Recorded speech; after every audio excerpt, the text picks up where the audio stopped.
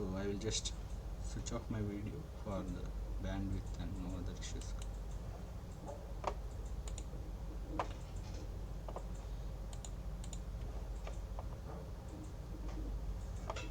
Yeah, so we will start.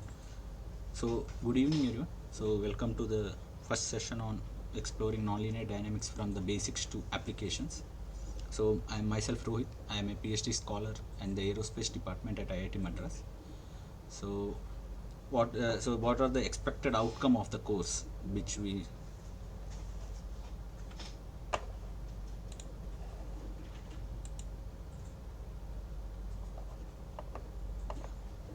so Akshay, we are just starting it. So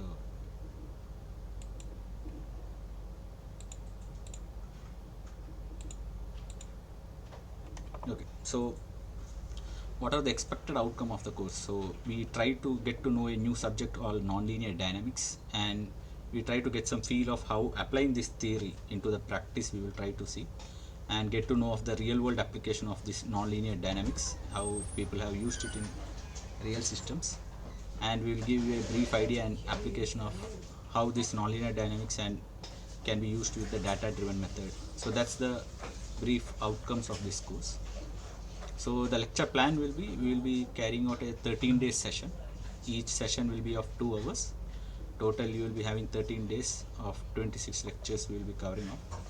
So each lecture will be recorded and shared with you. As Shruti was doing, I will be sharing the Excel sheet with the links of the video and all the details of the notes and documents which needs to be studied back after the lectures.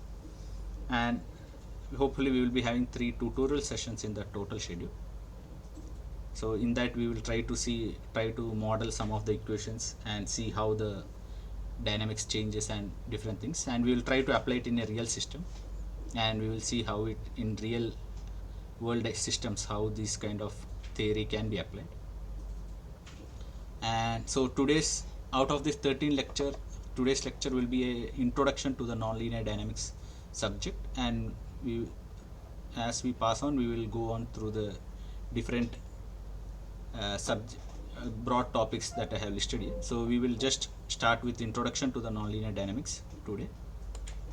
So these are the books and references. So the initial one is Nonlinear and Application to Physics and Dynamics. So it's by Steven Strogatz. So this is the basic book which deals with this nonlinear dynamics and gives you a basic idea of what the subject is. So we will be following this book, and apart from that, in order to see the application of this nonlinear dynamics, we will try to use the book on thermoacoustic instabilities. So you may know something about thermoacoustics, which Shruti might have told you, but we will try to use this, not the complex networks approach, but we'll be trying to using the nonlinear dynamics approach to solve the problem of thermoacoustics. And we will also be trying to referring to this CM review paper, and where we will try to learn the data driven methods and approaches, how Koopman operator and different methods can be used, and we will be using some of the literature from these review papers. So these are the broad books and references you can refer to. I will be sending the links for them also, so you can just look into it. And the videos in YouTube, you can search for Steven Strogatz lecture series is there. You can follow that, and for the general basic understanding of the acoustics and thermoacoustic instability, and how, if you want to know deeper about how nonlinear dynamics and complex networks are applied, you can watch YouTube lectures by Professor Sujit in NPTEL. And apart from that, for the data driven methods, you can watch YouTube videos on Steve Brunton.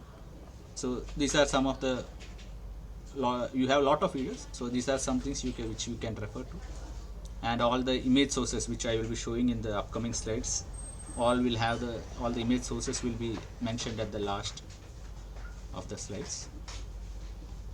So we will just kickstart now.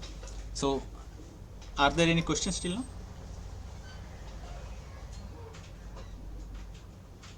Okay. So as you know, so as initially I have showed you, so the life is supposed to go from start to end in a straight line. We expect it to be going like this, but actually the life goes very non-linearly. You will have a lot of ups and downs, you will be having a lot of turns, and similarly, so that's the total, it's a natural phenomena, and we have completely non-linear systems all around us. So it's important that we need to learn what non-linearity and how non-linear systems behave.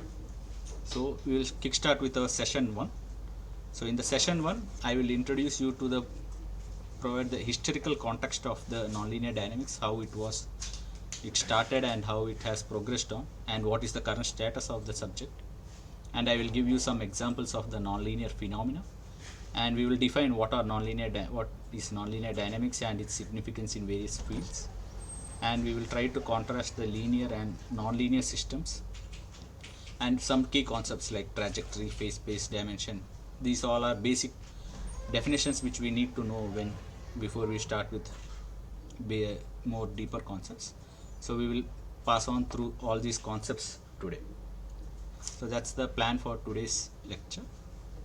And so we will kickstart. So historically, these all begin with in the 1660s, when Isaac Newton was in a 24 years old. It was a big successful year for him, where he used calculus and discussed the universal law of gravitation. So Newton didn't invent differential equations, but he was a person who has went far with it than anyone else for the first time in the history, using the ordinary differential equations. And he explains the orbits of the planet. That is, so if you know, there was a person called Kepler. He has already calculated the planet's motion, and he said that they are elliptical, and he has different Kepler's laws of motion are there to explain how the planets revolve. And with this Kepler's law and other laws of planetary motion, Newton can explain all of them using his universal law of gravitation and the calculus which he was using, and his 3 laws of motion. So that's the basic Newton's law, 3 laws of motion, which you may know. So these all were the beginning of the dynamics, or the era of dynamics. It all began with this.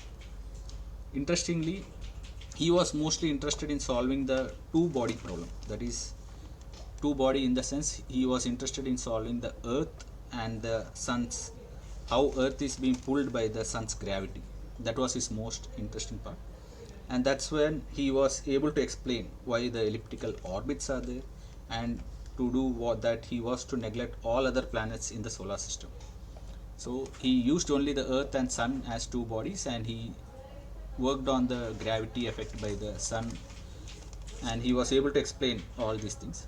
But then, just with the Sun and planet, he was now more interested in how other planets, or you usually have moon in the solar system. So he was interested in to know how the moon effect, or a 3-body problem, how it can be solved. And it turned out that he was not able to solve it properly, and he was not able to solve most of the great mathematicians or the physicists at that time were not able to properly solve that. Then several hundred years later, the 3-body problem was still a major unsolvable question for. So it was started in the 1660s, and now in late 1800s, still it was an unsolved problem. And in the 1890s, a lot of people tried to solve that, but finally Poincaré, he explains what the trouble is, that you can't solve the 3-body problem, and he introduces a geometric approach to analytically, instead of using a standard calculus or the analytical approach which people were trying to use till then. He tried to introduce a geometric approach with his work, where he uses geometry and visualization instead of calculus. Now, so he see the things in, and now you may have heard the name called chaos. So this was introduced by him at the first time, and the geometric approach is based on the concept that we are going to call phase space. I will introduce you these terms. So as I am showing here, the 3-body problem, so you can see that you have very periodic oscillations, and this eventually leads to very, very different aperiodic motions. We feel like this is completely random, But this is completely a deterministic system where you can, by deterministic system what I mean is, with the current state of the system you can predict the future state of the system. But if you see the three body problem, you can see that this periodic behavior then finally it goes down to very chaotic, or it goes to very high different periodic behaviors, and we feel like it's completely random and we are not able to predict them. So he introduced this in a late 1890s, and then it just settled down and people were not appreciating much at that time. Then in the late 1950s, with the era of computers, this gained more interest towards the towards solving these kind of problems with now you have a computational abilities to solve for more number of models, and people were more interested in using them. So, and this gave a very good leap for visualizing them. When you have such powerful computers, you can visualize how these different dynamics evolves. So you, at this time there was a person called Edward Lorenz, who was a meteorologist and a mathematician at MIT, and he was famous for his model in convection in the atmosphere. So he was basically interested in weather forecasting. So no one else know that he was able to tell that different how the weather can be forecasted, or using this simple, we will discuss about his model also in the upcoming lectures. So he was able to explain why the convection rules or the weathers, why they change with his simple model.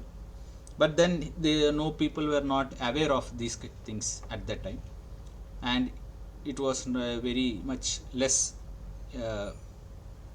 people were less interested in that time. And at the same time in 1975, meanwhile there was a person called Mandelbrot. So he was interested in more in a fractal geometry. So here I show his famous Mandelbrot fractal set. So we will discuss about fractals also in the subject. So in 1975, Mandelbrot was interested in these kind of fractal things, where you will see self-similar repeating self-similar structures when you go deeper and deeper. So if you zoom in the first this part, as where I am showing the cursor, and if you go in, you will see the same structure back again. So these kind of repeating structures you can see, that's what fractals means, and we will discuss in deep all this concept. Sorry. And he introduces a complete different way of thinking the dynamics of a system. And this was a high point around 1978, where a young physicist named Michael Feigenbaum, he discovered really a startling connection between the work, and he was interested in, and he had a logistic map. We will discuss this also. So he explained what is logistic map and what are the other iterated maps. So he discovered that there is a connection between all that work, and he was able to connect his theory with the phase transitions. So it's like from liquid to solid, solid to gas. So these kind of phase transitions he was able to explain through his work, and he found that there is a universal route to chaos, where different physical or biological or chemical systems could go through in the same way. So he was able to explain a universal route to all these kind of transitions, and it was a significant contribution in that time. And so he connected all these to the statistical physics and all this. And then in 1980s, these kind of chaos, fractals, nonlinear dynamics, they were all started becoming more celebrated. Meanwhile, there were experimental confirmations of all this chaos theory was carrying out. And in 1990s, engineering applications of chaos and private communication. So using these kind of chaotic behaviors, you can private communications you can send from one region to the other by masking the actual information. So that's what private communication means. So that you will not expose your actual data to the enemy or any unwanted person. You can mask it with the unwanted noise or these kind of unwanted noises, and you can mask the actual data. So that was the application at that time. And from then onwards, then from 2000 to the present state, complex systems and network theory. So complex network theory, which Shruti has already told you.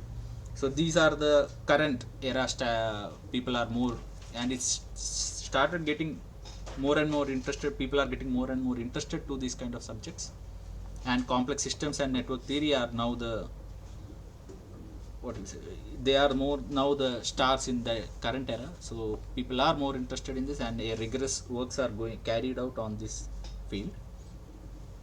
So this is the brief introduction of the dynamical systems theory got evolved, and how people were interested in these things. So are there any questions till now?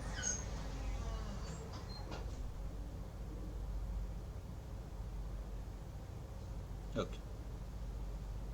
So now we will just go into the concepts and deal with the max in the subject.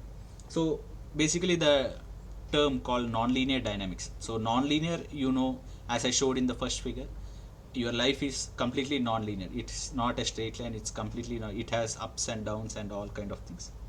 Whereas the second term, the dynamics.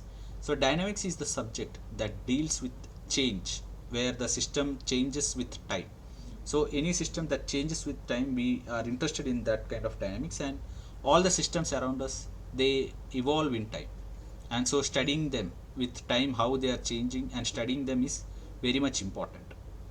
So in order to study these kind of dynamics, we can use basically two different kind of equations. So the first kind of equation is the differential equations, where you can see you have a continuous time. We describe the evolution of the systems in a continuous time. And other kind of method to study these kind of dynamicals or dynamics of a system is iterated maps. They are also known as difference equations. We will go through them differently. So in iterated maps, the problems are solved where we consider the time as discrete, not a continuous time. We consider time as discrete. These are simply like your calculator. If you give in your calculator some value and you take cos of that, and you once again take cos of that, so this kind of, if you keep on doing that, you will get different values and keep. So this is somewhat like a iterated map. So where you have a value, you do a operator over it, and you get another value, and you keep on doing that. So you are giving a discrete value in that calculator. So that's what iterated maps in simple you can say.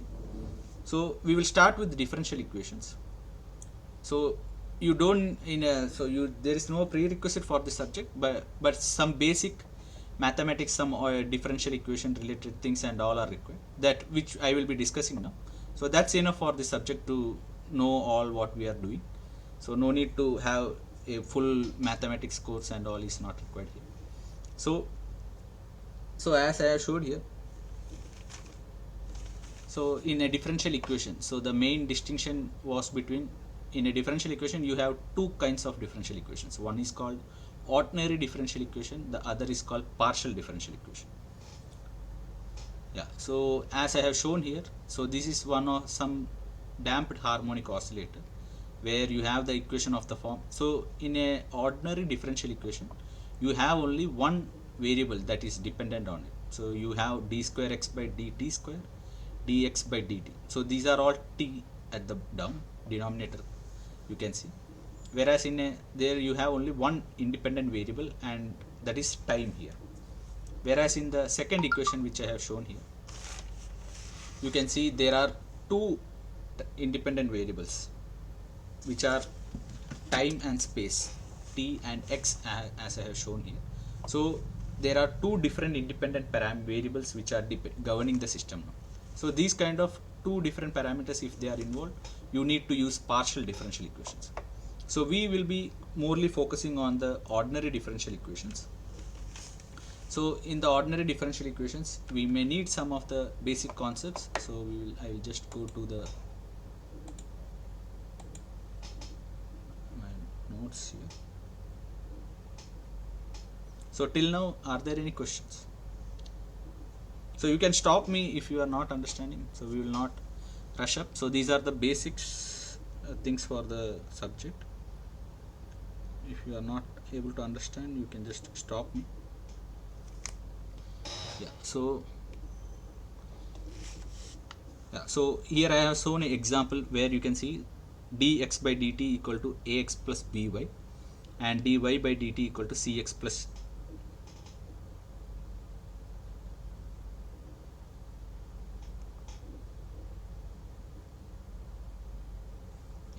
so ax plus by and dy by dt is equal to cx plus dy. So here if you see the order of the equation, so you can see that these two set of equations is, as a set, is it is called the system of ordinary differential equations. System of ordinary differential equations. So you usually represent as ODE. And now if you look at the degree of the system, so you can see that it is dx by dt. So degree, the power is 1 there, and at the same time the equations are linear. How I am saying it is linear? You have the power of variables x and y are having power of 1. So these kind of systems, we call them as linear systems. Call them as linear system of differential equation.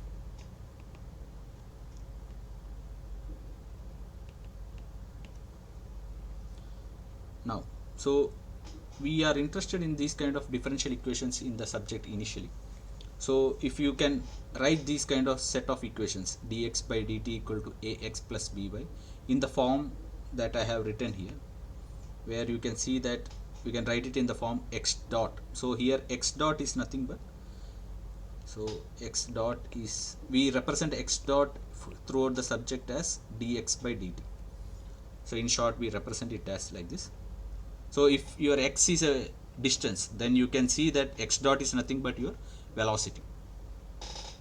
Now we are interested into writing the set of equations into this kind of form. In this subject we try to make our equations into this kind of form, where x dot is equal to some f of x, where x belongs to some real space which we call the phase space or the state space. I will explain a little bit more on this heading phase space in short. Yeah, so I will explain it a little bit more in some time. And so here you can see that the x ranges from x1 x2 up to xn. So this set of whole this x1 x2 up to xn is what you call the phase space or the state space of the system. So in a general sense we say that the system is linear. So if you write the equation as x dot is equal to f of x, and if you want to say the system is linear, so then all the right hand side terms that are present here in the f of x should be linear. That means all should be of the power 1. No products of x. So if they are having something like x square or sin x or e to the power x, if such kind of products are present at the right hand side of the equation x dot is equal to f of x, then you should be then they become a non-linear equation. So initially we are considering linear differential equations. Now before going to further details of the system, I'll just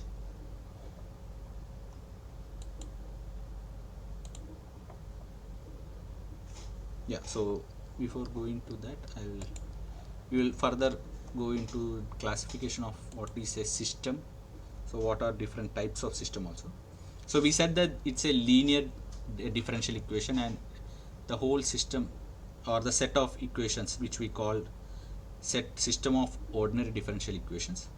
There are basically two different kinds of systems in a general sense, which are called autonomous systems and non-autonomous systems. So what is an autonomous system?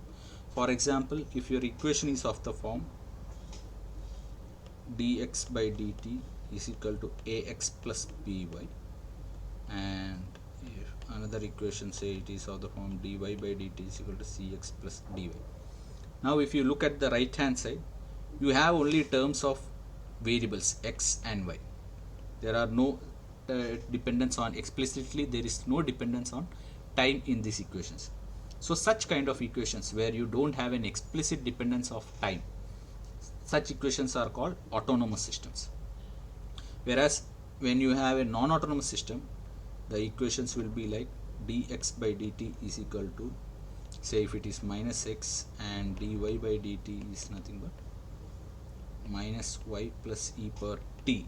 If you consider this set of equation, you can see that there are variables x and y. Also there is some explicit dependence on the time. So such kind of systems we call them as non-autonomous systems. So is that clear? What are autonomous and non-autonomous systems? Okay. Yeah, if you have any doubts you can ask here. Okay, so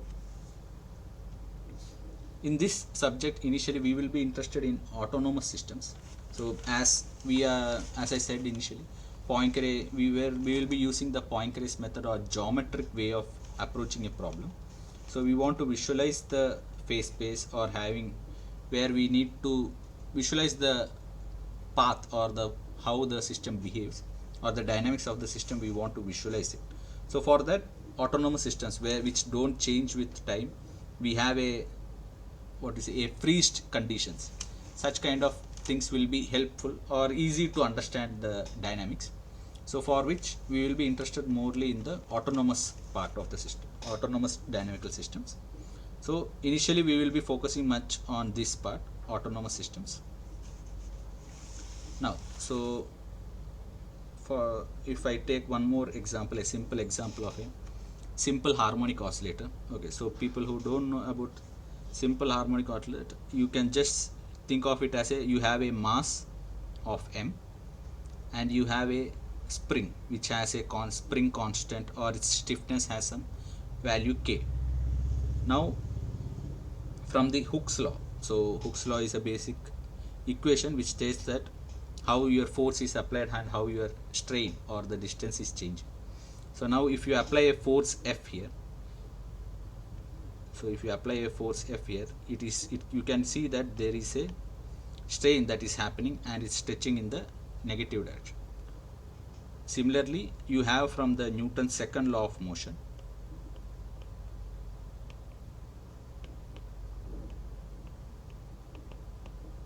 that F is equal to ma. So that means F is nothing but m times, so acceleration is nothing but velocity taking a derivative of that, and as I showed, x dot is nothing but dx by dt, and if x is a distance, then x dot is velocity. So that means m times x double dot. So x double dot means d by dt of x dot.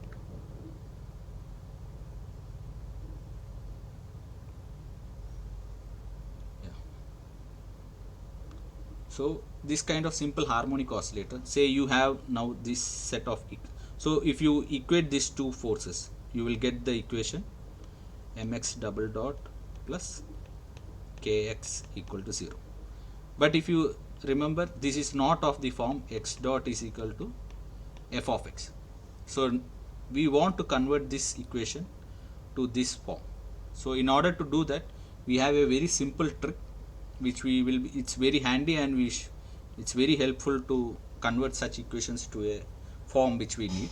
So what we do is, we take x as x1 and we take x dot, which is nothing but x1 dot, as x2. So you are just replacing, wherever you have x, you replace it with x1, and wherever you have x dot, which is nothing but x1 dot, as x2. Now what happens? So now if you try to put this back here, you can see that m into x double dot is shown there. X double dot is nothing but x2 dot. So it's nothing but x2 dot plus k times x1 equal to 0. Now I will just move this thing a little bit down. Yeah. So now you have this equation. So now if you rearrange it, mx double dot equal to minus k x1, so x2 dot is equal to minus k by m x1. So this is one equation you have, and the other equation you have already seen. It is nothing but x1 dot equal to x2. So now if you see, you have it in the form x dot is equal to f of x. Say this is some g of x. So did you get the method which I am mentioning here? Is that clear? Yeah, okay. So this is the simple trick which is very handy. And so this is the, so if you look at the order of the equation, so here you are using x1 and x2. So these kind of coupled equations, and this is a linear equation. So since I have mentioned already, if your right hand side is having only degree of 1, then you can say that it's a linear equation. And since you are having x1 and x2, this is a second order linear equation.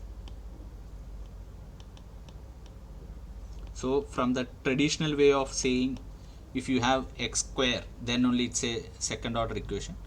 In dynamical systems, or in this subject, we mentioned when you are having 2x1 and x2, two different independent variables, when you are having, you will say that that is the order of the system. So since you are having x1 and x2 here, we will be saying it as a second order linear system or linear equation, which you can say. Or we will just say, for better understanding, we will say linear system, second order linear system.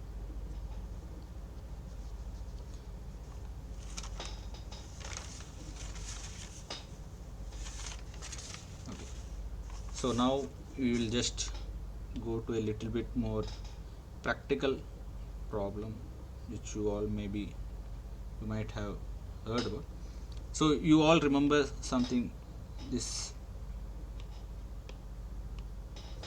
a simple pendulum which you have. So for easiness, I will just tell you how that basic equations are formed in this system.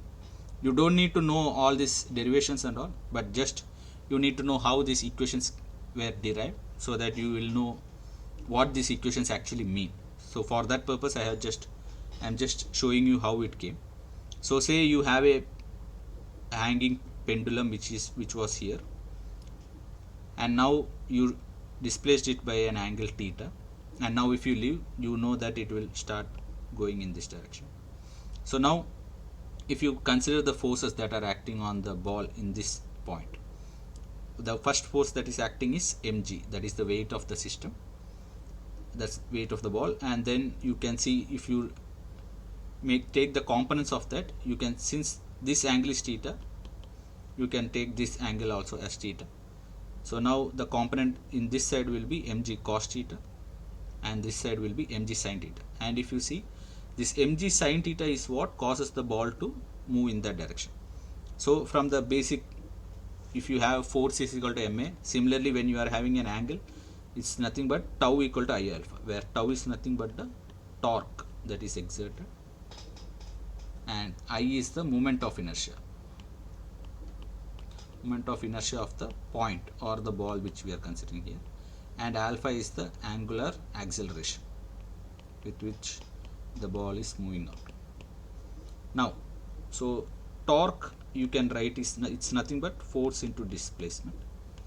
So in this, the force that is acting on the ball is mg sin theta, and the length which it is moving is, you can take as the length of this thing.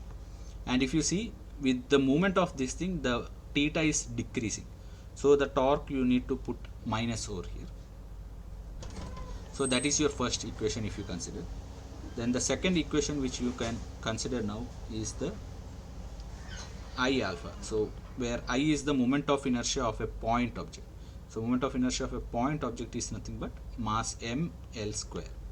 That is mr square, or L is the length of the system. So ml square into alpha. Now if you try to equate these two, you will get minus mg sin theta cross L equal to ml square times alpha. Now alpha is nothing but angular acceleration. So angular acceleration you can write as d square theta by dt square. Theta is the angular velocity which you are giving, you have displaced it. So this, now if you start, if you understood the initial concept, now you will see that there is something is emerging out here.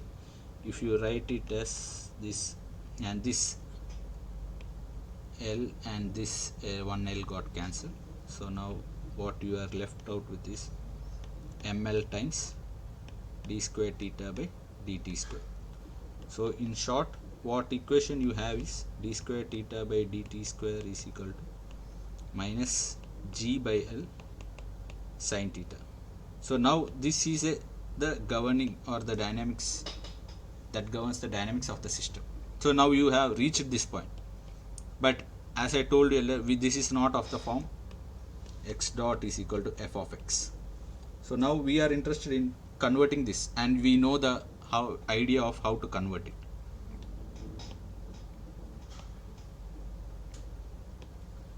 So can anyone help me how to convert that?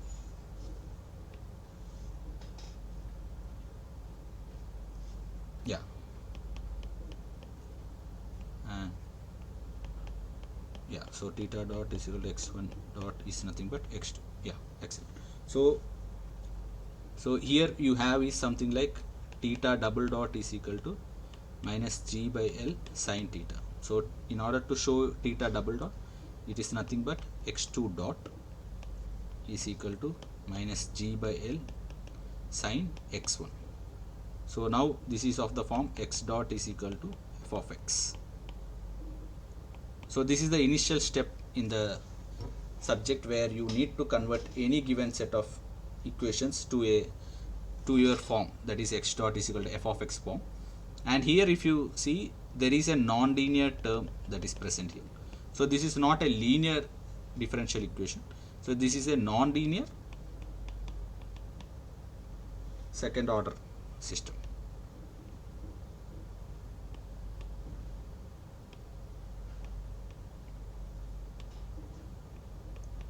Second order system this is. Yeah, so since this pendulum equation, if you know, the pendulum equation is actually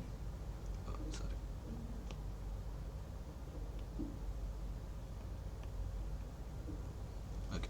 So the actual analytical solution to a pendulum is actually, you will be seeing something called elliptical functions, which it's difficult and no one usually used to show that.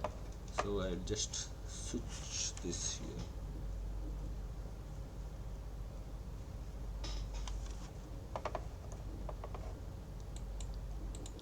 So this is the, okay, I will just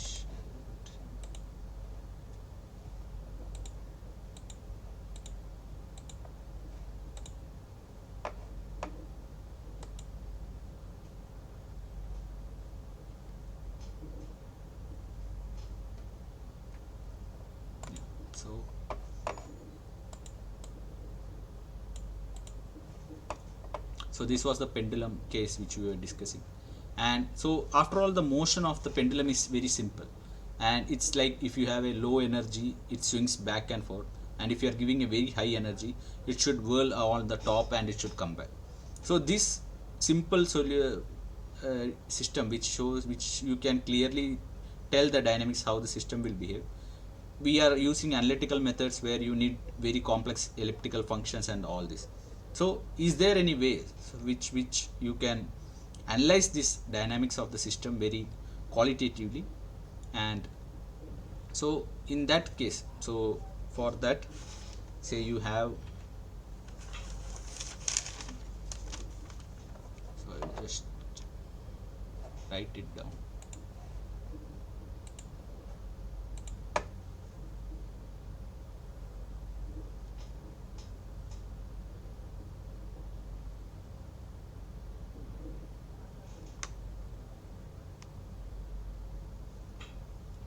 Yeah, so in this kind of equations where say you in the geometric, so this is where Poincaré's idea of geometric approach was very much useful. And people were started to think of how such a simple pendulum motion or motion of the simple pendulum can be expressed, or how can you get a qualitative result out of that, not the exact analytical solution, because in engineering systems or any of the thing you need nearby approximate values, you don't need exact values for certain most of the cases. So people started thinking in that way, and the geometric based approach was more prominent, and Poincaré's idea of visualizing it was very much helpful in that. So what he was actually interested was like, so in a geometric based approach,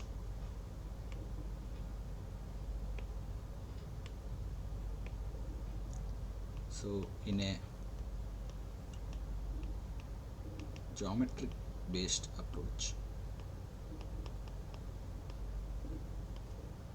say you have solutions of the form x1 of t, x2 of t, which describes the point moving along a plane. So if you draw a graph between x1 and x2, so these are the two dependent variables, and if you are seeing some path like this, so now what this x1 means is it is at this instant, x1 at t1, x2 at t1. Now at the next instant, if you draw the line point, this will be here, it is x1 at t2, x2 at t2. So this line joins the path, or how the point or an imaginary particle, if it is sitting here, how it moves on the with time. So here there is no time on this thing, but with time how you are moving, that's being shown, that's we are able to show using this trajectory of the system. So so this graph where we plotted x1 against x2 is what we usually call the phase plane. So in the phase plane, any line or any trajectory which we call here, it represents how the system evolves. So any plot between two dependent variables with respect to each other, if you plot, that graph is usually called the phase plane, and the line which represents the motion of this system is what you call the trajectory of the system. So now instead of thinking as solutions for x1 and x2 as a solutions, we think them as the trajectories in a phase space. So it's like, you instead of saying x1 and x2 as solution, we say that x1 as it goes, it goes to x2. So this was the idea of Poincaré, that it's possible to, so what is the main advantage of doing this is, it is possible to reconstruct this, you do it in the reverse path. That is, if you have a trajectory of this form, say, okay, this is more messy, just, so if you have a trajectory like this, so what is the big advantage is, if you are having a trajectory, if you are able to plot a trajectory of the system, you can go back and say what will be the solution of the system without even solving the complete system analytically. So you are saving a lot of efforts where you need to have a, so basically our understanding in maths till now is like, if you have a constant coefficient differential equations, till there you have the ability to solve all the differential equations, but above that, if you are all the mathematics gets more complicated and it's very difficult to solve them. But here, if you are able to get the trajectory of the system by plotting the dependent variables, then you can tell what the solution of the system, how it evolve, or is it stable or unstable. You can tell all these different states of the system. So this proves to be a very efficient idea of, so you will not get precise answers to the system's state, but you can qualitatively say, will the system evolve, will the system will collapse, or will the system will still remain stable. So that's the basic idea which we will be focusing much on this subject. So we get more information about the solutions, and we can do that without even solving it analytically. So that's the biggest leap that Poincaré gave us. And throughout this subject, he did it using some arguments. So he does is, he will plot some of the figures based on the dynamical equation which we have, this kind of equations, x dot equal to f of x, then he will use some arguments. We will use some of the arguments to say how the trajectories look like without actually solving the real equations of the system. So in a phase portrait is nothing but picture of the all quality. So if you are having all the possible trajectories of the system, then we call that as a phase portrait. Now we will explain it more, so we will just how to apply that we will just see. Yeah, so say you have an equation. Before that I will, so since I told that there are two kinds of systems, there is autonomous systems and non-autonomous systems. If you are having a time dependent term on the right hand side, we said that it is non-autonomous systems, but still we can use this, we can convert these kind of systems also to our required form of x dot equal to f of x. So this is done nothing but, so similar methodology, similar trick we will be using. We will say that x is nothing but x1, so x dot is equal to x1 dot is equal to x2 we will say, and additionally we will say that t is nothing but x3. So this means x3 dot is nothing but 1. So if you have that scenario, then your final equations will come down as, so you have x1 dot equal to x2.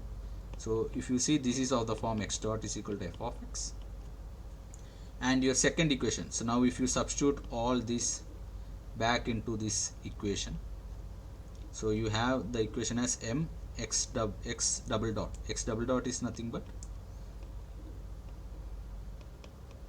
x2 dot. So it's nothing but x2 dot is plus b x dot. So x dot is nothing but x2 plus k times x1 is equal to f cos t. So t is nothing but x3.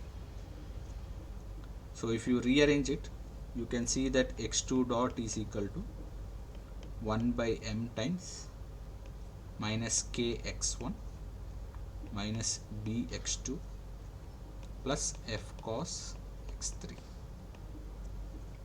So and the final equation that you have is x3 dot is equal to 1. So now if you look, you have three equations which are of the form x dot is equal to f of x, and we have removed the explicit dependence of time in all the three of them. So you can convert these non-autonomous systems also into this kind of x dot is equal to f of x form, where you can draw the phase space and trajectories, and without even solving the complete set of equations we can get idea of how the system behaves. We will see how the how we are going to approach that. So but before that, one more thing is, so we told that we are dealing with nonlinear systems and all this, but then I also mentioned that people are interested, or we know only basics of linear systems and all, but then why nonlinear systems are so hard to solve, or why nonlinear systems are, people are more still working on this area, why? So the question is, why nonlinear problems are hard to solve?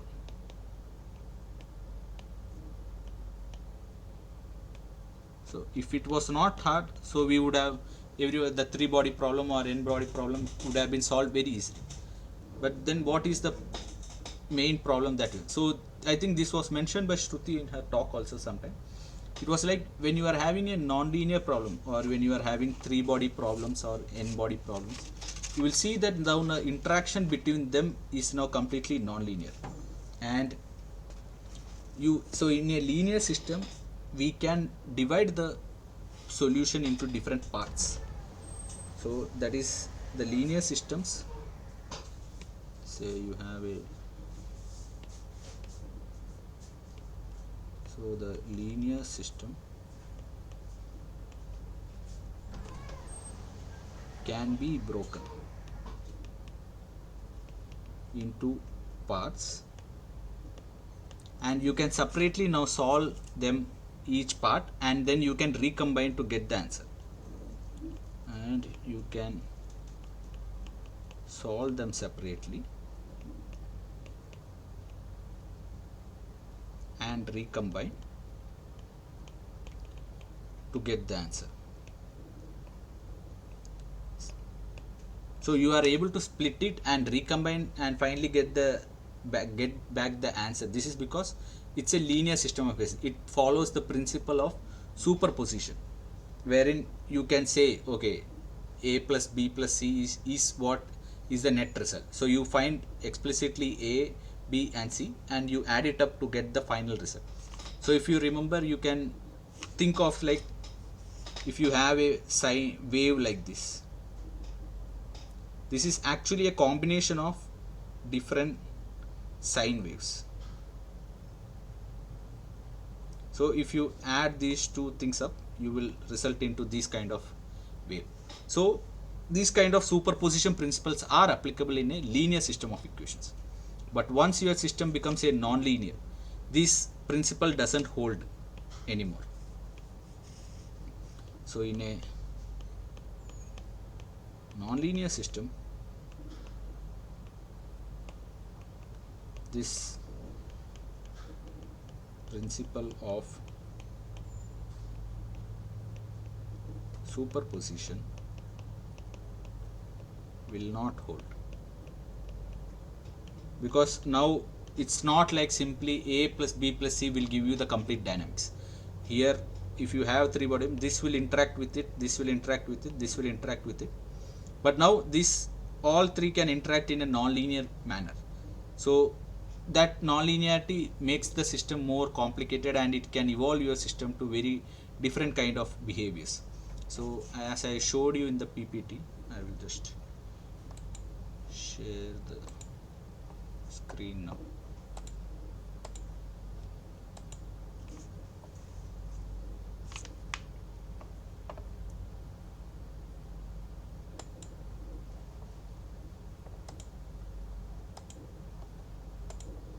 So we have seen how the trajectories evolve and how to make it. Yeah, so what is the nonlinear problems which we are dealing? Okay. So as I showed here in the video, your simple three body problem can go to very high complicated states. So you never expect these kind of things in a linear system, but in a three body problem where you have more number of systems, your system behaves completely non-linear, and you can't just simply say this complete behavior using the addition of three of the solutions. So it's more than the addition of the solutions. So that's the hardest part in a non-linear system, where you can't explain the system dynamics. They are very sensitive to the initial conditions and they are very much dependent on all the things, that very small things also that are present inside the system. So this simplification for the complex problem, this underlines some of the normal modes or Laplace transforms and Fourier analysis. These kind of systems, this linear kind of things work, whereas for nonlinear systems this does not cooperate. So that's the main thing. And yeah, so it does not work for any of the nonlinear systems actually, and all the systems in real life, they are nonlinear. So now you need to learn how to solve these kind of systems, and at least we need to know how to solve this different set of equations to get the required result or some approximate result what we need to say how the system will behave in future. So for that, this tool, nonlinear dynamics or the dynamical systems theory, which we say is very handy, and it has proven to be very useful in actual engineering systems and lot of other biology or chemical, any of lot of in the areas are now focusing on this tool to analyze their behaviors, to tell how their system behaves completely or partially, how the system finally. So if you have something, you might have heard something called turbulence in a flow or in a very rigorous flow. When you are opening a tap, we are not able to explain it completely how the system will behave when such very high flow is coming up. So in order to answer all this, if you are opening the tab very high and high speeds are coming up, can we say something about the state of the system? Are they unstable, or if you keep on doing that, will the system will be sitting there, or is it will be getting more and more frustrated and it will be eventually collapsing? So these kind of things is what we look in this subject. And yeah, so we will just smoothly enter into the max that is present. So are there any questions till now?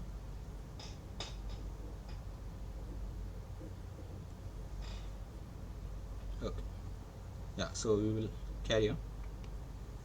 So I will just, so okay, we will just start with first order systems or one dimensional systems. So as I mentioned earlier, so here the system meaning is not the traditional meaning which we actually mean. So system is not like you have a set of 4-5 differential equations.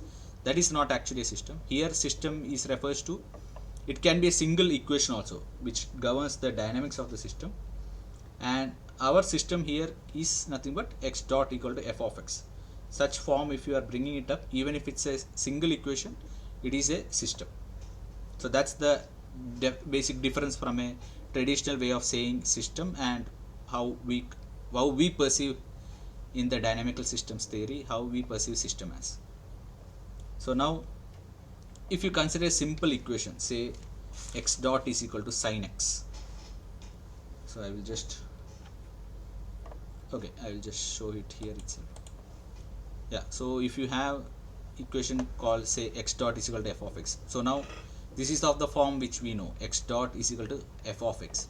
Now if you, x dot as I told, it is nothing but dx by dt. So dx by dt is equal to sine x. And if you rearrange it, you will see that dt is nothing but dx by sine x. Now if you try to integrate that, integral dt is nothing but t, and integral 1 by sine x, 1 by sine x is nothing but cosecant x.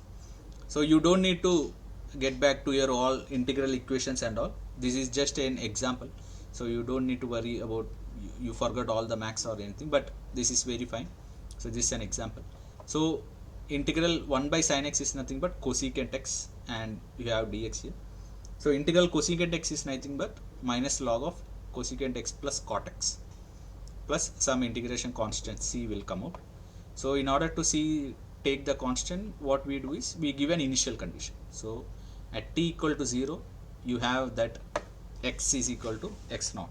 So if you substitute that in the equation, you will now boil down to t is nothing but log of cosecant x naught plus cot x naught by cosecant x plus cot x. Now from this example, and you have set of, this is the solution now you have got. So now our question is, can you answer the following questions? Suppose your initial condition x naught is at pi by 4. Can we describe qualitatively the features of the solution for all t greater than 0? In particular, what happens when t tends to infinity? So from this equation, it's very hard to tell at x naught equal to pi by 4 how the system will behave. Or our next question is like, if you have an arbitrary initial condition, not even x naught equal to pi by 4, somewhere you have, can you say something about the behavior of this x as at t tends to infinity, or as time tends to infinity? Can you say how the system will behave? So this is the main questions, or this is how we will be trying to evaluate our thought process in this subject. So we want a qualitative feature. What happens to a system when time tends to infinity? If you are having you start from some arbitrary condition and you want to know where your system will evolve. So in order to do that, Poincaré's method of geometric approach.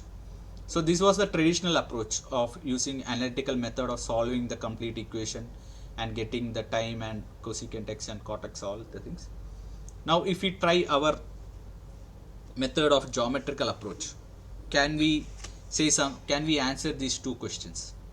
So for that, so I will just switch on to the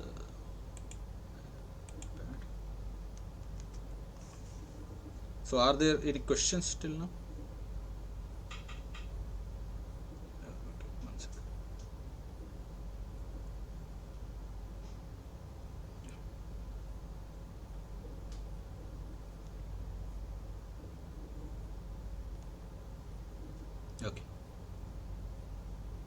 So are you able to follow what I am saying till now?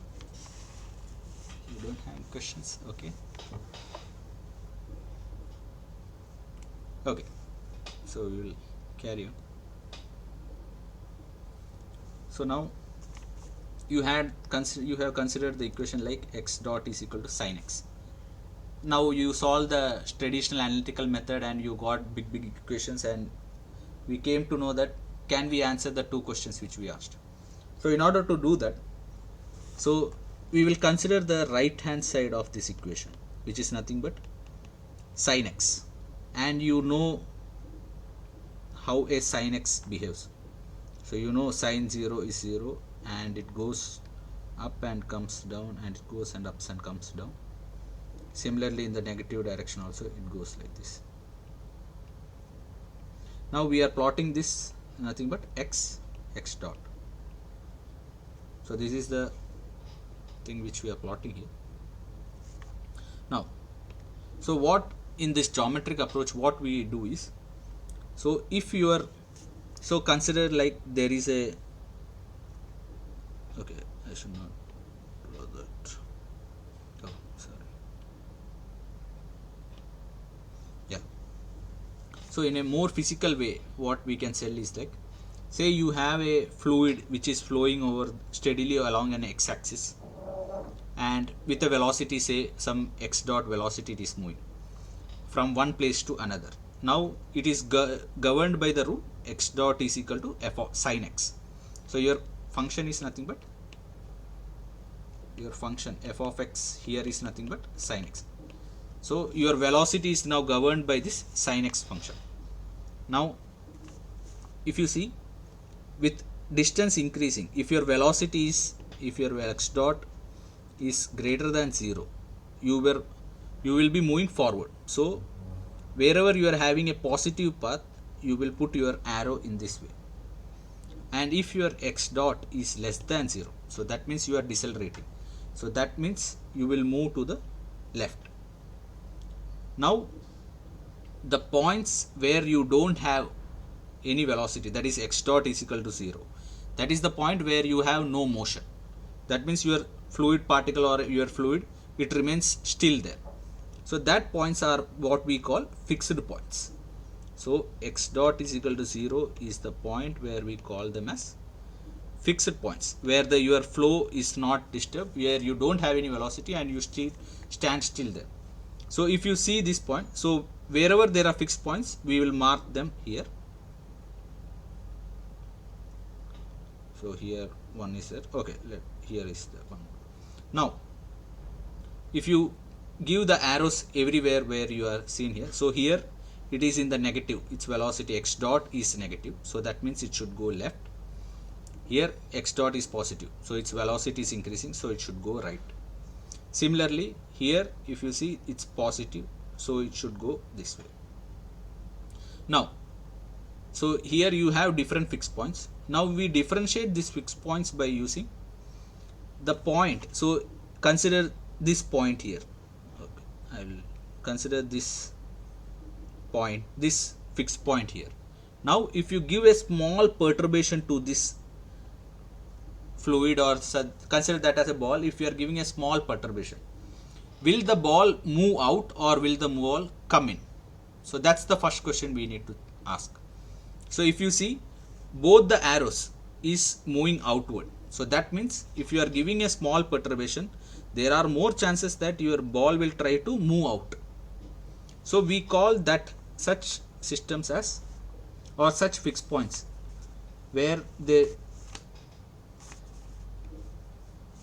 so where your flow tries to move out, or with a small perturbation or anything, if your system is trying to move out, so usually we call them as repellers or sources. So that means, and we call that such kind of fixed points as unstable fixed points.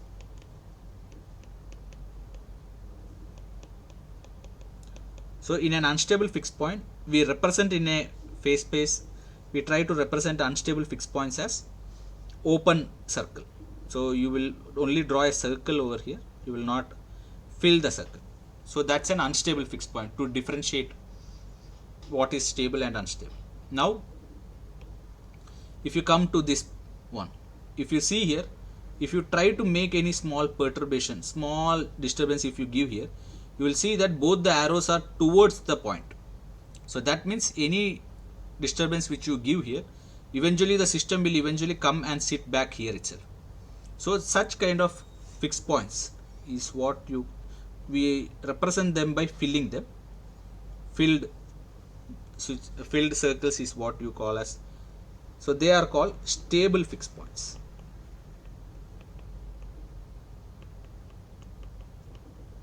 So in a stable fixed point, if you give a small perturbation at the fixed point region, if you try to move it slightly, if your system is coming back to the point where you started, then it's a stable fixed point. And if your system is waiting for some small perturbation for it to get and it wants to diverge out, such fixed points are called unstable fixed points. So the stable fixed points are, in the total course we will be representing the stable fixed points as solid filled circles, and unstable fixed points will be representing by the open circle. And the stable fixed points are also called attractors or sink. So they are attracting, or they are like, it takes all the things inside it. So now if you see the other points, so can you guess what is this fixed point? This point, if you give a perturbation here, what the system will do? Yeah, excellent. So this is an unstable fixed point, so you don't need to fill the thing here.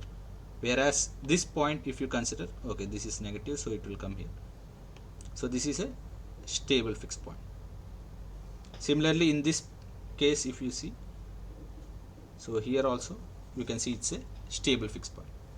So now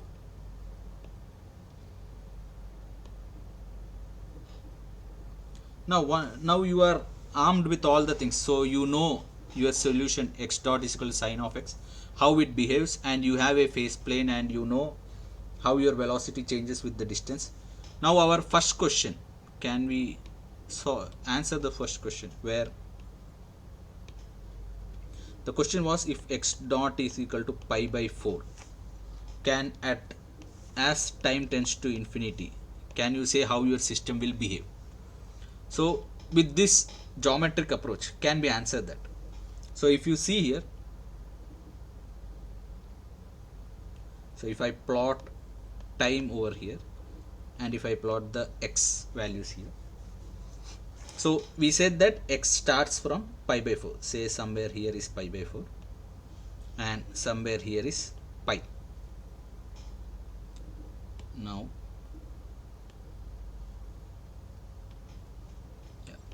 so now if you look carefully, so in this, so pi by 4 will be somewhere here. So this is the point where pi by 4 is. Now as you go from pi by 4 to pi by 2, so sine maximum comes at pi by 2, that is sine 90 is equal to 1. So from sine pi by 4 to sine pi by 2, if you see, your velocity x dot is increasing, and that means from x, as your time is progressing till your time x equal to pi by 2, your system will accelerate, or its distance increases, and it increases faster because your slope is climbing up now. So it's like it increases faster up to pi by 2, and once it reaches pi by 2, now you are having a downhill. Now your system will try to come down, and as you are coming down, your displacement is also slowly decreasing. So instead of a very sharp turn, it will take a little concave, then it will start. But, and you can see here, so this is the pi, so 0 pi, so sine 180 degrees is 0. So now all the system will try to come to here. So that means your system will eventually try to reach this point. So now as t tends to infinity, your system will try to reach the pi conditions, or your system will try to go to this state. So this was the first question. Suppose at x naught is equal to pi by 4, can you describe the qualitative features of the solution of x of t for all t greater than 0? In particular, what happens when t tends to infinity?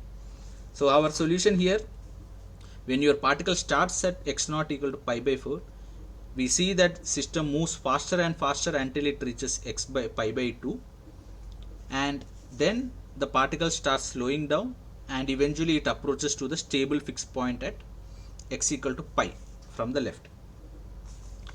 So this is the qualitative form of the solution which we have now just described.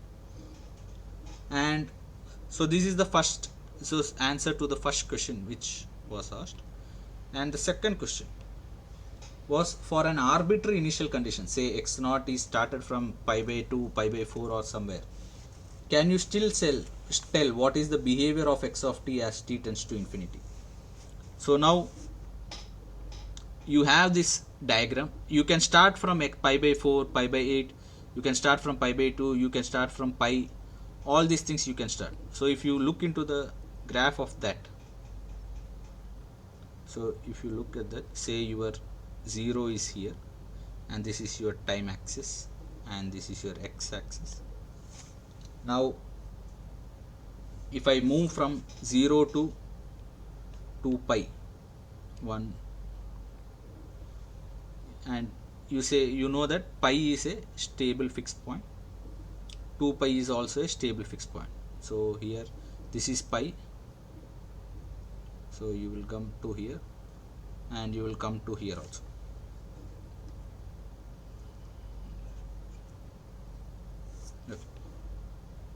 Okay, we will focus here up to pi there. So now when you are at pi by 4, you will come like this, you will eventually come and you will saturate to here. Now if you start at pi by 2, so you have already reached the maximum. Now you will start trying to decay down. So your system will go on and it will try to catch up and it will eventually try to reach the stable fixed point. Now if you start at after pi, say you are starting at somewhere here. So as your system starts, x value starts in, as your time is progressing, your system will try to, so as you try to move here, your system will be trying to reach to the pi value. So that means you will be starting at some value above pi, but eventually your system will try to reach to the pi value. Similarly, if you start somewhere here, so as you go on, initially you will be having some fast thing, then you will be slowly increasing up. So that means initially you will be having a fast this thing, then you will eventually come back to the pi itself. This is because this part is unstable. So that's why so I will just represent the unstable line like this, dotted line or something. So since it's an unstable, so all your trajectories which you are starting there will eventually try to come to the pi. Yeah, so similarly if you have minus up to minus 2 pi, if you are plotting, that is in the this side of the graph, if you are trying to plot, you will see the similar trend. You will try to move up and you will try to go like this. At minus pi by 2 you will try to come like this. If you start here also, eventually you will go to the minus pi conditions. So our second question, for an arbitrary initial condition, anywhere you start,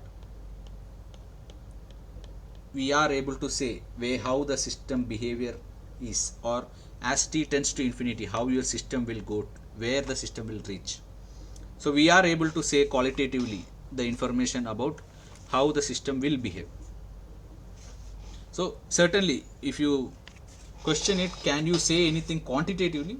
Here we can't say anything quantitatively, if what is the value at a particular point, or we don't know the time at which the speed is greatest. So these all are, we can't say properly, but we can say as t tends to infinity what the system will behave. So these kind of things can be explained. So this is the basic idea which we use in this subject. So is that clear how the two questions we were able to solve using a simple geometric approach rather than solving the complete analytical thing which I showed in the initial stage? So were you able to understand that? So this is the basic equation and basic approach which we will be using throughout the subject, of using how geometry and all we will be using up to solve a equation without even using the analytical methods. Is that clear? Okay. Yeah, so I will just move on to the one more example to make the thing more clearer. So say you have an equation of the form x dot is equal to, which is written here, x dot is x square minus x. So this is your f of x. Now, so okay, I will just show you two apps which are available online, which you can use to, if you are not so comfortable with drawing the graphs of this equation. So it's very simple. You have x square minus 1 and all these graphs are very simple to draw, but I will just show you some two softwares which you can use initially to gain more insight into how the system will behave or how. So I think you can see my screen.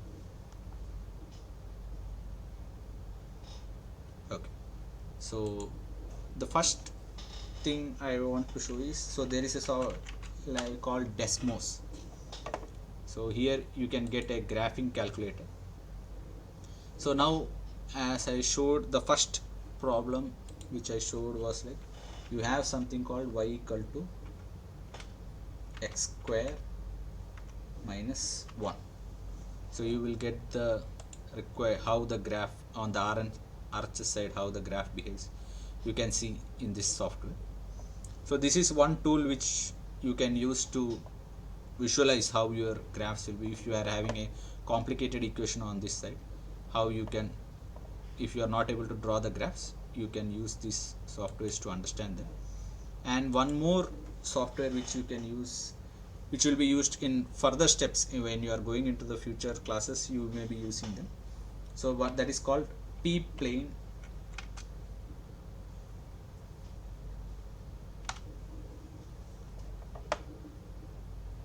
So that's called the p-plane plotter. So this is one of the equations. So here you will be plotting the phase plot. Okay, so before that I will just explain you the difference between what was phase plane and what is vector field which we draw. So just share this.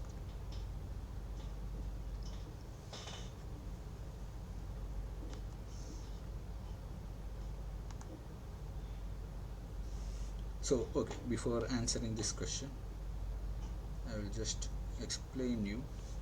So there are two different things which we have plotted till now. So one we plotted was x dot, and the other we plotted was between x1 and x2. So the plot which plots between x dot and x, these are between the same variables. So this plot graph is what you call the vector field.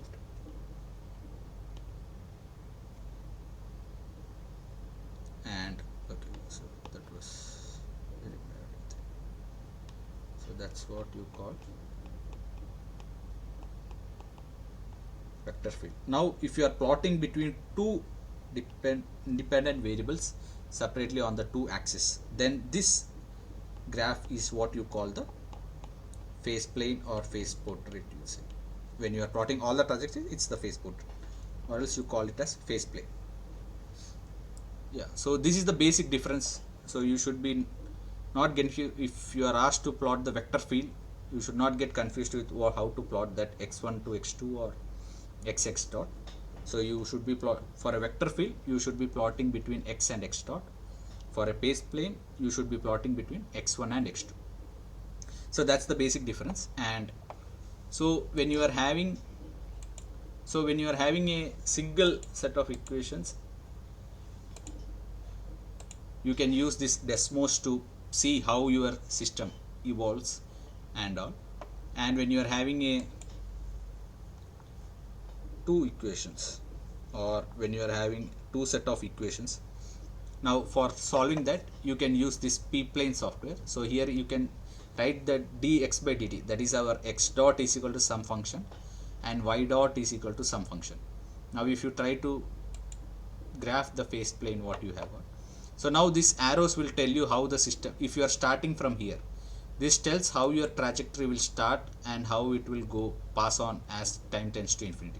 So this will go like this and it will try to eventually more, its spiral tries to spiral up here. If you start somewhere here, you will see that you will eventually spiral here itself. So this is the software which you can use to see how your system, if it starts from here as time tends to, or how the system will evolve over the time. So this software you can use. I will tell you more about these softwares, how to use and all in the upcoming lectures. You will see how practical importance they you have in real life systems where you can use them. So that's one point. So these are the two softwares which will be handy for you to learn the thing. Now we will try to solve that equation.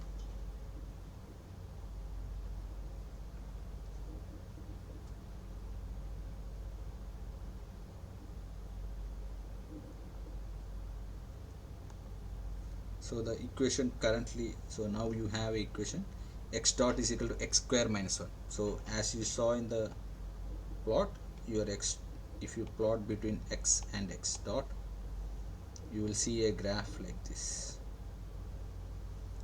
Now if you do the similar analysis, so you have fixed points here and here. So for you to find the fixed points, what we should do is, so the first step to find a fixed point, so fixed points to find, what you need to do is the right hand side, which is the f of x, you need to evaluate it to 0. That means, with this implicitly means x dot is equal to 0. So that's the fixed point basic definition. So now in this case it is nothing but x square minus 1 equal to 0. So this implies x square is equal to 1. That means x is nothing but plus or minus 1. So you have two values, minus 1 and plus 1, where your system will touch the x-axis. Now from the idea or geometric approach what we have learned, if your system is in the positive path, that means your velocity is increasing. So that means your arrow will try to go in this way. It will try to go in this way. And if it's in the negative region, so then it will try to move in this path. Similarly here it is negative, so it will try to move in the left, and here it is positive, so it will try to move out. Now the stable and the unstable part which we have is, so this is both our arrows are coming in, so that means you have a stable fixed point, and the one that is moving out, so this will be a unstable fixed point.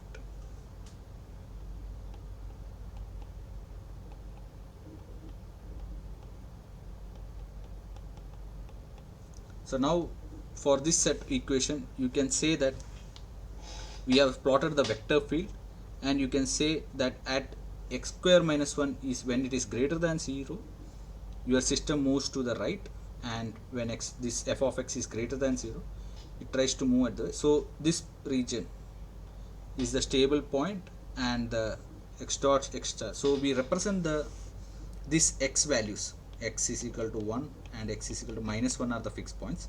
We represent fixed points by using star denoted over the as a superscript. So x star equal to 1 and x star equal to minus 1 are the fixed points, and x star equal to 1 is the unstable fixed point, and x star equal to minus 1 is a stable fixed point.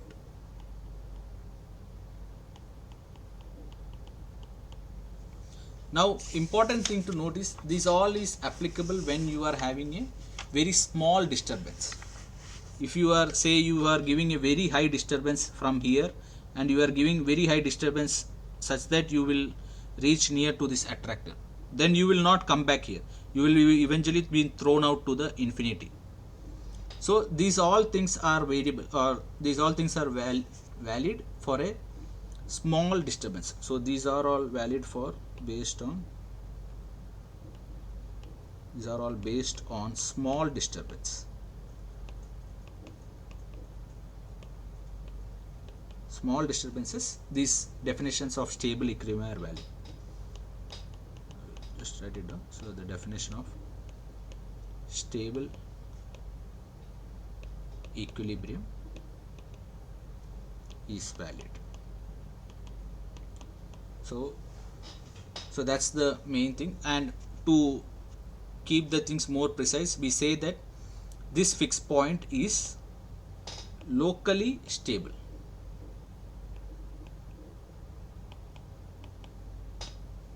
So that will give you more precise wording of what the actual thing by small disturbance, what we actually mean. So locally, if you are giving a small disturbance, the system still remains at that, will try to remain at that fixed point. That's why we call it as a stable fixed point. And small disturbance, to represent that, you can call that as a locally stable fixed point.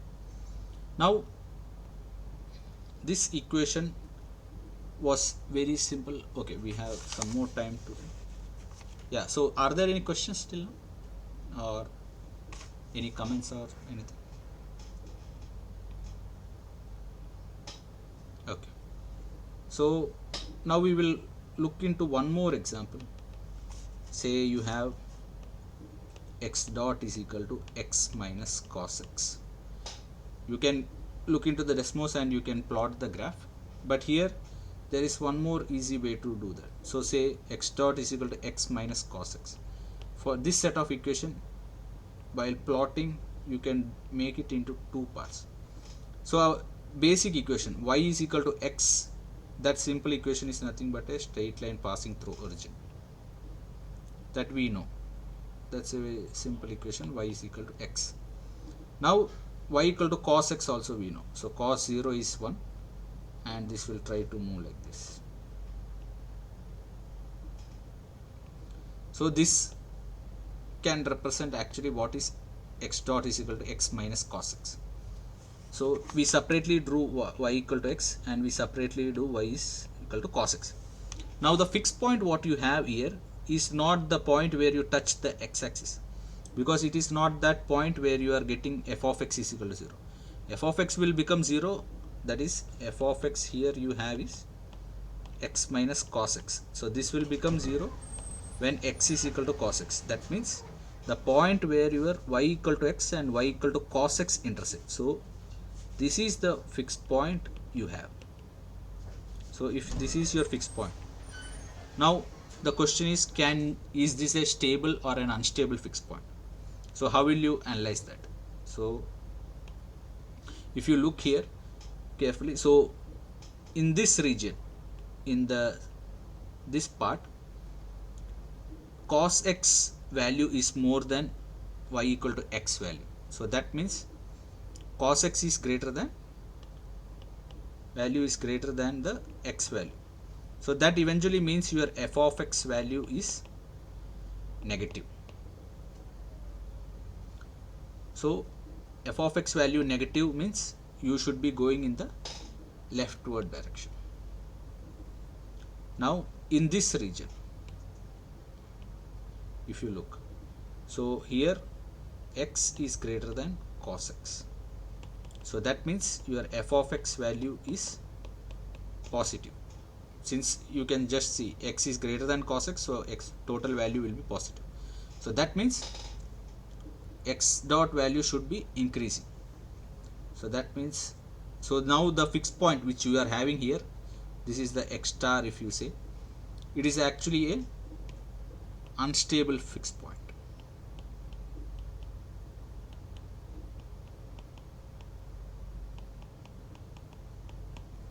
Yeah.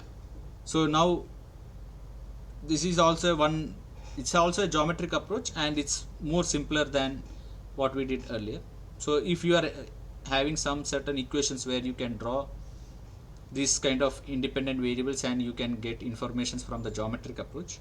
So now here we didn't solve any of the analytical part anything, but we are able to say the system or the point where you are if your system is here and if you are giving a small perturbation, will your system stay there or it will go out. So this tells that it will not stay there, it will go out far or it will go out to infinity. So that's one more way of explaining the geometric approach. Now, so we were telling all using mathematical equations and all. So are there any physical equations or equations which can represent any of the physical problems in real world? So in order to, if you search these kind of problems, you will see that there is some of famous equation called population growth. So in order to tell how your population grows, so I will just show you the PPT.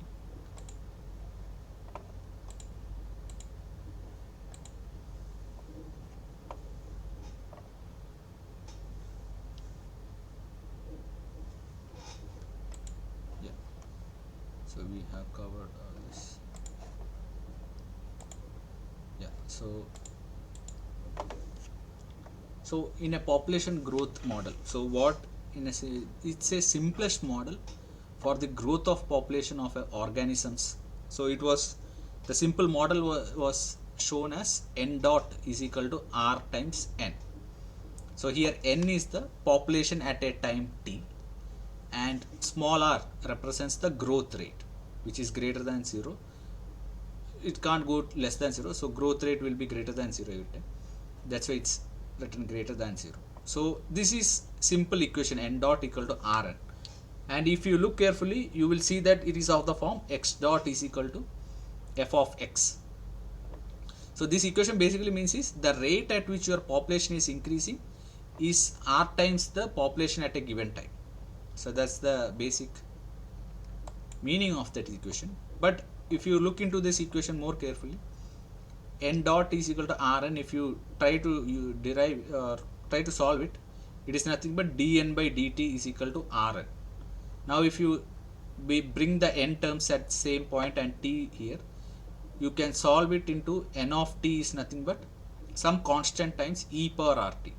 So this equation tells that over the time your population will exponentially grow, but actually in real scenarios you don't see such things. So such exponential growth cannot go forever.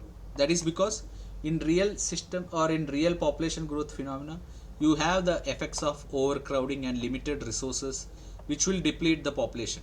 So this simple equation, it is not able to replicate all the population growth dynamics.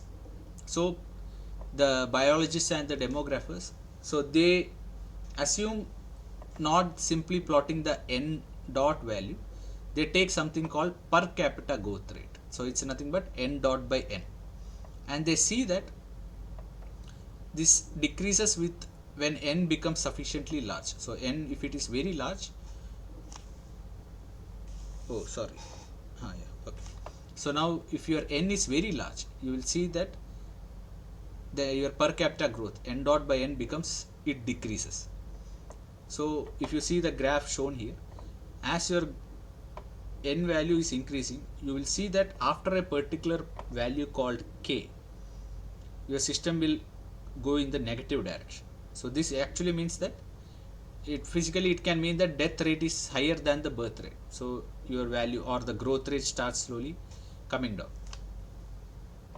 So in order to replicate all these dynamics, so there was a popular equation or model that was in 1970s it was told, and its name is called logistic equation. So it's a very famous equation which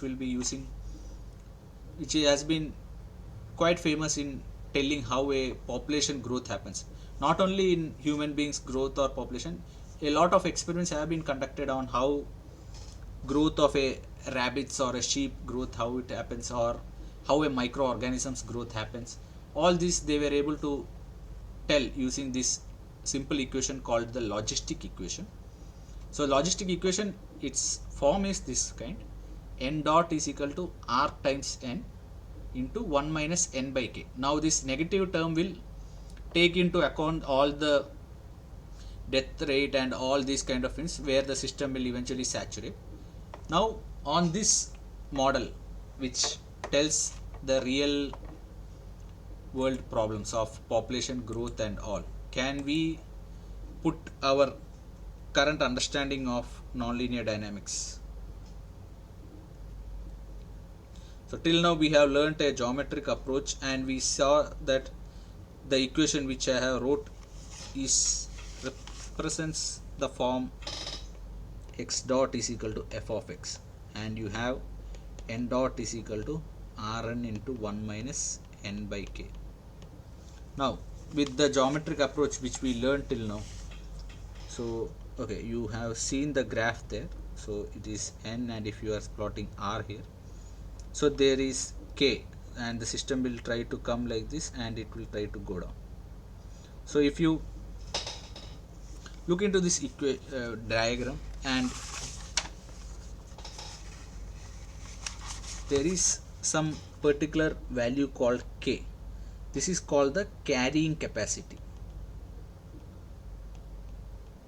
So this is like the maximum capacity that system can hold, or the system can maximum go to, above which the system will eventually tip down, or it will go to negative values.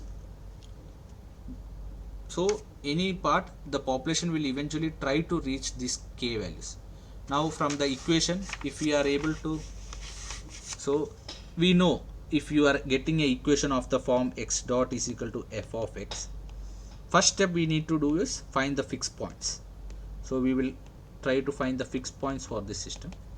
So in this system, x dot is equal to rn into 1 minus n by k.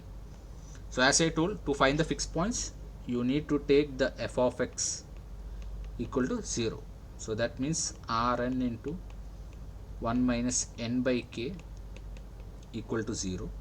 So now you have two fixed points, n equal to 0 and 1 minus n by k equal to 0. That means n minus k equal to 0, or n equal to k. So these are the two fixed points that you have now. Now if you plot the phase space for this, say not the phase space, you have vector field if you are plotting between n and n dot, if you are plotting, and you see that it is, if you extend it more, it is nothing but rn minus rn square by k. So it's nothing, it's like you have a quadratic term here, so it should have a, it has a negative slope, so instead of inverted parabola, it should be this positive parabola. So it will look something like this. So now you have two fixed points. Okay, I'll just use another color.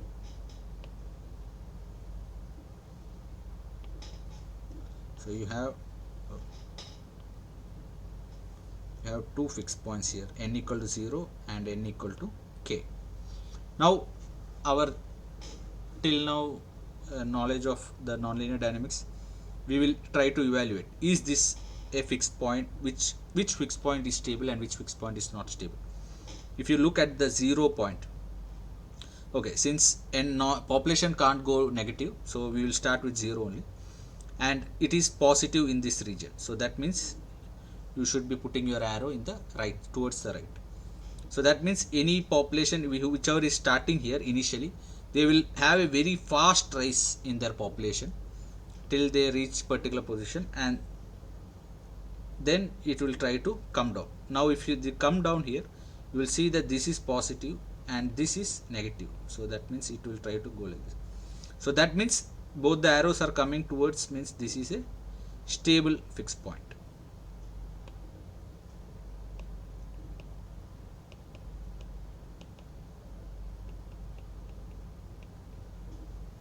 Oh, sorry.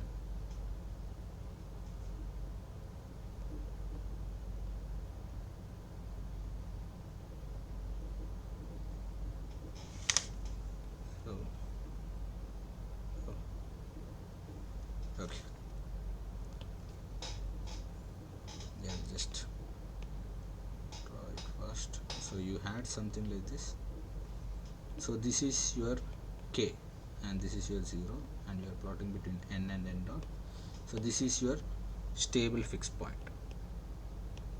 So what this stable fixed point now physically means, it's like your population will try to grow faster in this, as it, if it starts here, it will reach a maximum, and then your resources will start depleting and overcrowding happens, and you will start, your population will slowly start decreasing down, and eventually you will come to a value of k. So your net population capacity will come to k, and eventually it will settle down here. So anywhere from here or here, it tries to come there and settle down. So any small perturbation in the population here will not change the state of the system here. It will eventually try to come back to the power carrying capacity k. So this is one of the practical applications of nonlinear dynamics or geometric approach which we studied till now. This analysis is being carried out on microorganisms, and it has been studied on different bacteria, yeast, or other similar organisms. So biologists have studied these kind of things, and they were able to get good match with the equation and the expectation that, or the qualitative results which we are able to tell with this model. So yeah, so I will just finish off with the final last important topic.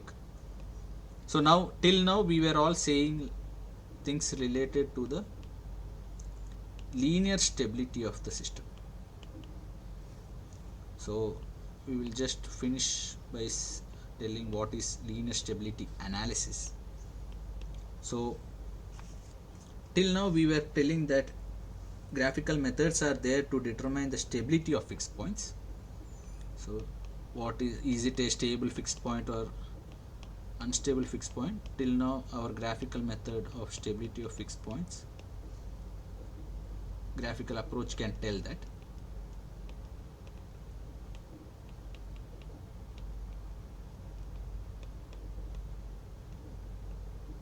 Now we want to ask more, how can we, is there any quantitative measure of stability?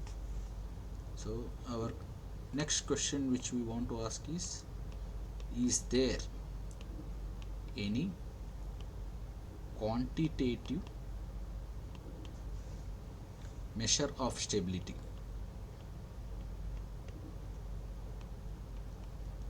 So if can we say something, if it is increasing it is not stable, if it is decreasing it's not unstable. So till now we were just drawing the geometrical, in the geometric approach we were drawing the arrows and we were saying it is stable and it's unstable. But is there any quantitative measure, such as, say, is there any rate of decay to a stable fixed point? So is it moving fast and slow? With that, can you say something? So can we get something like this, or some quantitative value for this? That's the question we want to address.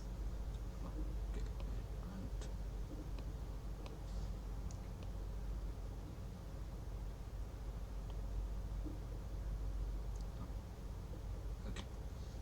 Yeah. So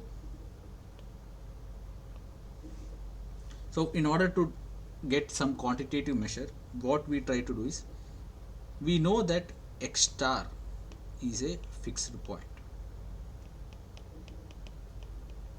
and let say you have some perturbation eta. So we were selling all this, there is a, if you are giving a small perturbation, your system will not try to go away, it will try to remain near the fixed point and all.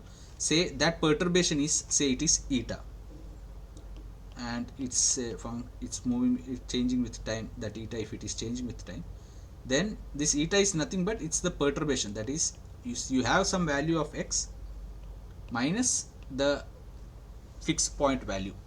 You have some higher value, say it's like fluctuation, say you have something x of t and you made some fluctuation, so this is what is the perturbation which you have given.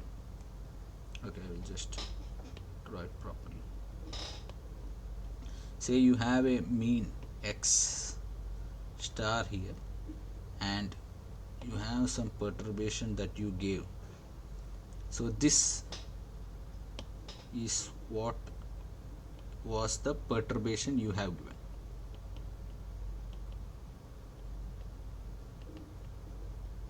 Perturbation you have given. So if that is the eta measure, so you have given some x of t and you subtracted the mean value from it, so this is the perturbation that you have given to the system, and that we call as eta.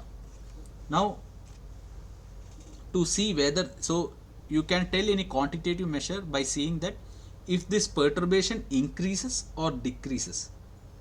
So by that you can come to some conclusions. So that is what eventually you are checking. If you are giving a perturbation, is your system going unstable or stable? Unstable means your perturbation is growing very fast. Stable means it's decaying very fast. So what we do here is, say you have the eta is nothing but x minus x star we have written earlier. Now if you take the derivative of it, eta dot, which is nothing but d by dt of x minus x star. So this means dx by dt minus dx star by dt. But you know x star is a constant fixed point. So if you take a derivative of a constant, it goes down to 0. So eventually you have come back to eta dot is equal to dx by dt. Dx by dt is nothing but x dot.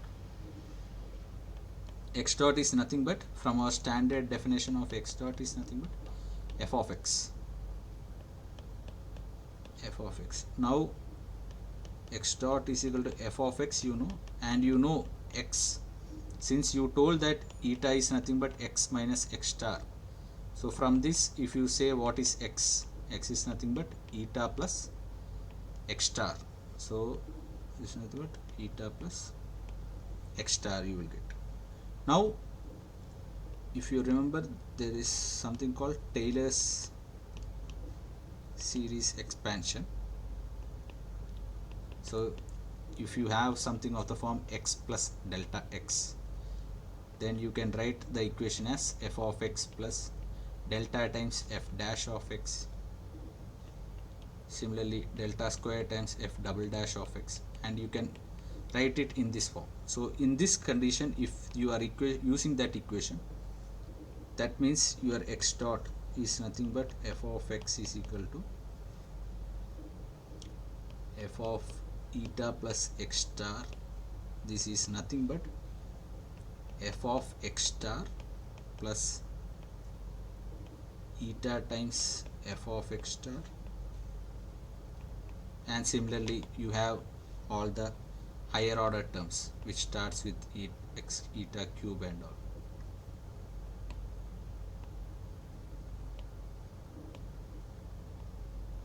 Eta cube and all. So okay, so eta square. So now if you see, you have from this equation 2, which is nothing but eta dot is nothing but, now if you see this f of x star is what is the fixed point, actually it is. So f of x star is nothing but 0. This is because you know that x dot is equal to f of x, and if your x becomes x star, that means x dot is equal to 0. So this term will go to 0.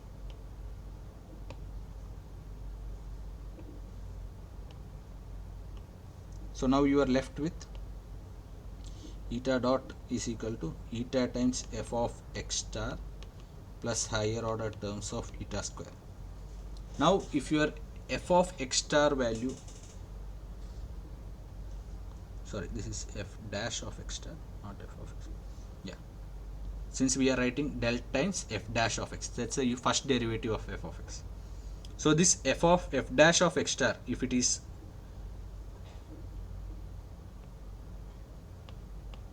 so two things can happen. Either f dash of x star value is equal to 0 or f dash of x star value is not equal to 0. If your f dash of x star value is not equal to 0, we will consider. So if this is the condition, then you can neglect the higher order terms, because eta, eta square, eta cube, these are, eta is a small perturbation. Say you have 0.001. Now if you take square of it, you will go into more and more decimals down. So you can neglect this higher order terms, and you can, for linear stability analysis, you can neglect the higher order terms, and finally you will be coming down to eta dot is approximately equal to eta times f dash of x star. So this is the linearized, this is the linearization about x star. And this condition, if f dash of x star is equal to 0, then you can't neglect the higher order terms. So then your system will become, now you need now nonlinear analysis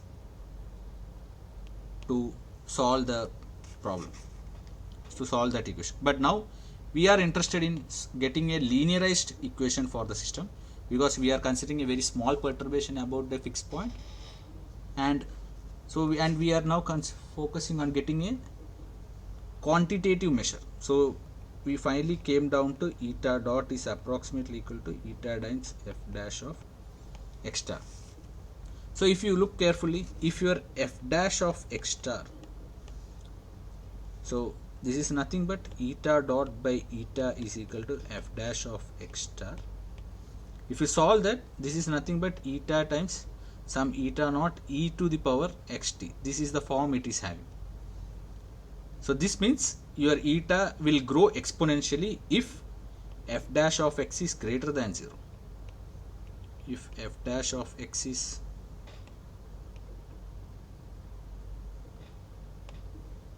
eta naught times e to the power f dash of x star you have.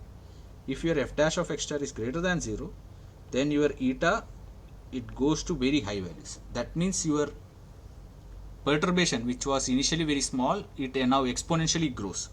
So now that means your system eventually goes to unstable condition.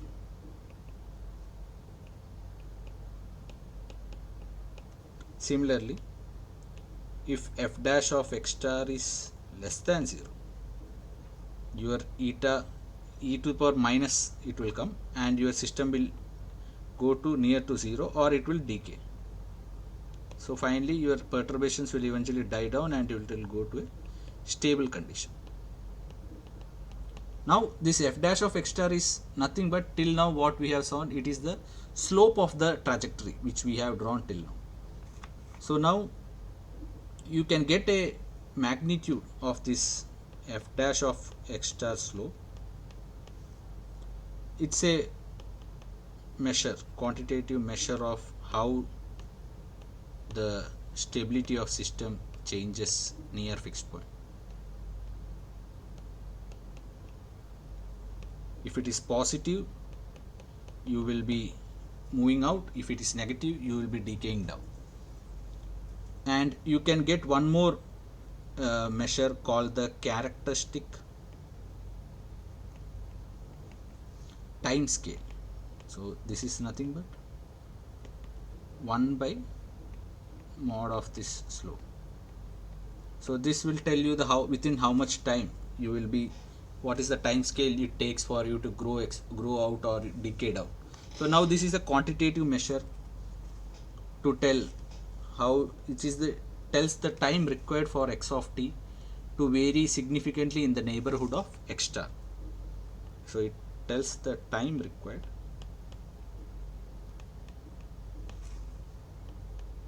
for x of t to vary significantly,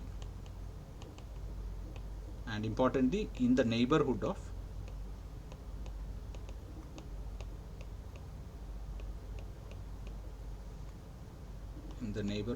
x star. So that's the important part you need to think. Yeah, so I think I will stop it here. So we have done the linear stability analysis of the system, and we were able to quantify certain measures which you can use for quantitatively finding what the system will behave or what its value can be. So are there any questions till now?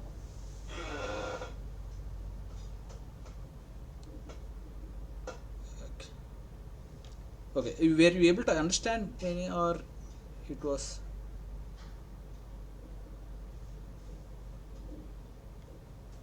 Oh, you have done this as a coursework.